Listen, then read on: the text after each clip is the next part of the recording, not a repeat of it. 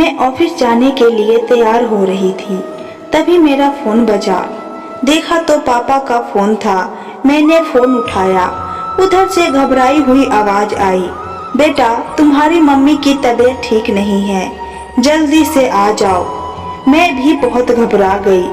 मैं फौरन अपनी सासू माँ के पास आई और बोली, मम्मी जी मेरी माँ की तबीयत बहुत खराब है। पापा अभी अभी फोन किए थे। मैं 2-4 दिन के लिए मायके जाना चाहती हूँ। राहुल से पूछ लिया क्या?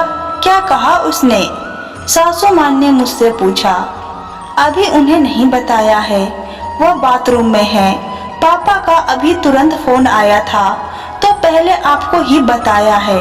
वो बाथरूम से निकलेंगे तो उन्हें भी बता दूंगी। क्या बताना है मुझे? राहुल बाथरूम से निकलकर मम्मी जी के बगल में बैठकर पूछे। इसमें बताना क्या है? वही मायके जाने के बहाने। माँ की तबीयत खराब है।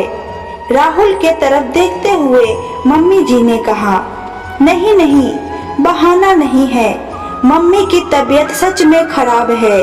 पापा फोन किए थे। मैं झट से बोल पड़ी। वह तो हर समय उन लोगों को कुछ न कुछ होता ही रहता है। उम्र हो गई है, बुढ़ापे का समय है तो कुछ न कुछ होगा ही। इस उम्र में संतान को माता पिता के साथ होना चाहिए, पर वो लोग भी क्या करें, उनकी संतान तो उन्हें छोड़कर विदेश में बैठा है।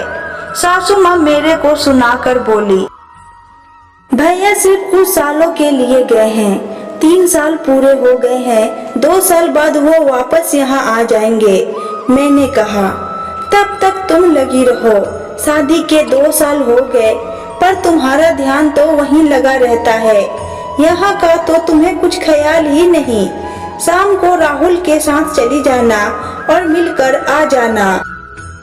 मम्मी जी राहुल की तरफ देखकर बोली, हाँ यह ठीक है, अभी ऑफिस जाते हैं, शाम को चलेंगे।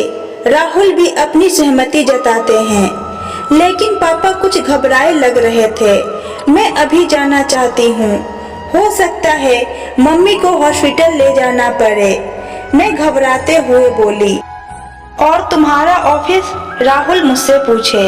मैं अभी 2-3 दिन की छुट्टी ले लूंगी और फिर आगे देखूंगी क्या करना है।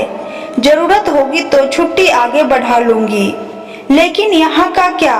मेरे घुटनों में दर्द बढ़ा हुआ है, मेरी तबीयत भी कुछ ठीक नहीं लग रही। मम्मी जी झट से बोल पड़ी, आपको परेशान होने की कोई जरूरत नहीं है। काम वाली और खाना बनाने वाली अभी दोनों आते ही होंगी। मैं उन्हें अच्छे से समझा दूंगी, आपको कोई परेशानी नहीं होगी। वह लोग अपना सारा काम अच्छे से करके आपको भी देख लेंगी। आपको कोई भी काम नहीं करना पड़ेगा। वह सब ठीक है, पर वहाँ रुकने की जरूरत नहीं है। देखकर आ जाना, रुक मत जाना। मम्मी जी तेज आवाज में बोली। अभी मैं गई भी नहीं हूँ, पहले जाकर देख तो लूं कैसी तबीयत है। तबीयत ज्यादा खराब होगी तो ही रुकूंगी। आप इतना परेशान क्यों हो रही हैं? मुझे भी गुस्सा आ गया था तो तेज आवाज में मैं भी बोली।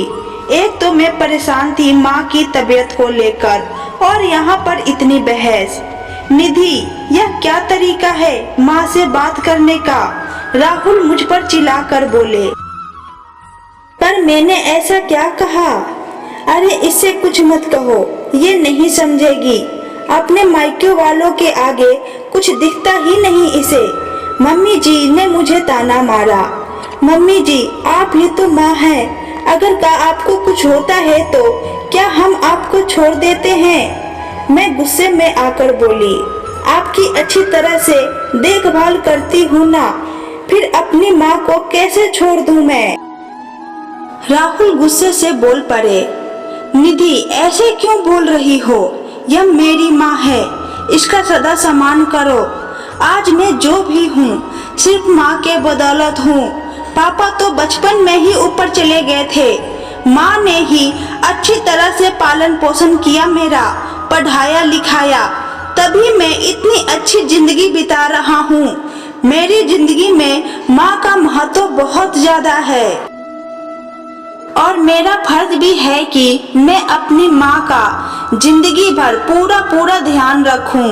हम माँ के लिए जो भी करते हैं वो हमारा कर्तव्य है और मैं नहीं चाहता मेरी माँ को कोई भी दुख हो। मैं जो भी करता हूँ उसकी संतान होने के नाते करते हैं, कोई एहसान नहीं करते उन पर। तुम्हें भी इस बात का ध्यान हमेशा रखना चाहिए, समझी? राहुल गुस्से में उठकर खड़े हो गए।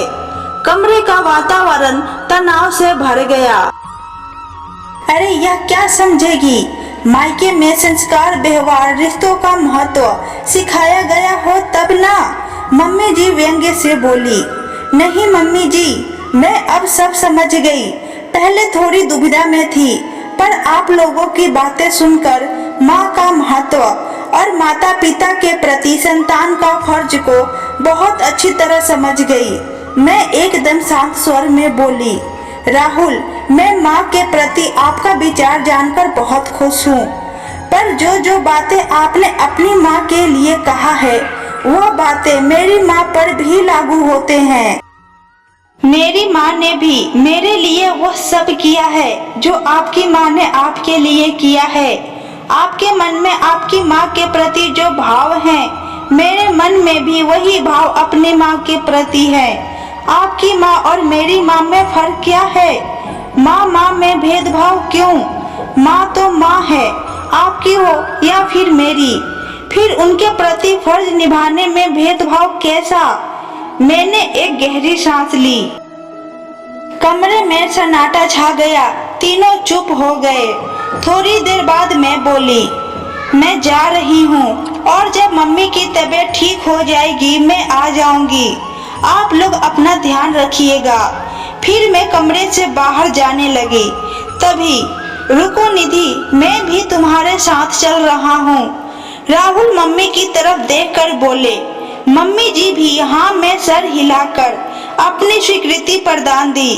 कमरे का तनाव खत्म हो गया था। राहुल मेरे पास आए और मुझसे माफी मांगे। बोले, निधि मैं भूल गया था, मुझे माफ कर दो। मैंने मुस्कुराया और बोली, राहुल, माँ होती है, क्या मेरी क्या आपकी। हाँ तुमने सही कहा, चलो जल्दी चलते हैं वरना फिर पापा का कॉल आ जाएगा। मैं फिर मुस्कुराई और हम दोनों साथ चले गए।